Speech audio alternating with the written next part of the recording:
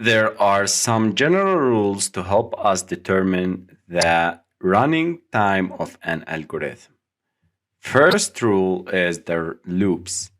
The running time for a loop is the running time of the statements inside the loop, including the tests, multiplied by the number of iterations.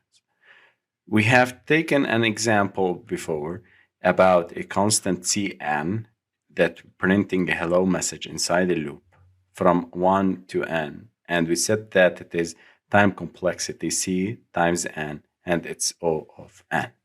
Don't worry, guys. These general rules of asymptotic analysis or the time complexity is just a review for what we have taken and preparing for the exercises. So next videos, we will start solving exercises about complexity and determine how these rules will affect our problem solving. Okay? The second rule is the nested loops. Analyze from the inside out. Total running time is the product of the sizes of all loops.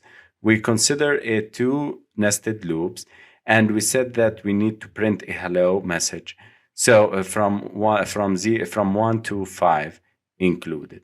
So the outer loop will run 5 times and the inner loop will run 5 times.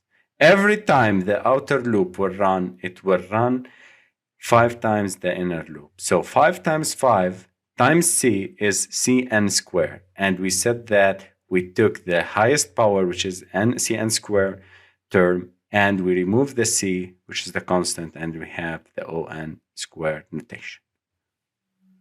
The third one is the consecutive statements. Add the time complexities to each statement. So if you have a hello message, a declaration, like instantiation, addition, multiplication of a constant without interfering of the data input, so you have a constant constant statement. Okay. The fourth one is the if-else statement. So the worst case scenario or running time is this test plus either the else part, whichever is the larger. This is a very important note that it is not included in the previous videos. If you have if-else statement, we see the complexity of if and the complexity of else. Which is the worst case, we took it. If else is the worst case, we took the else complexity. If the if part is more complex or worst case, so we took it. So we search for the worst case for the else and if statements. The logarithmic complexity. An algorithm O of log n takes a constant time to cut the problem size by a fraction, usually by half. As an example, we have seen that we are running a for loop from 1 to n, but we multiplied I by 2.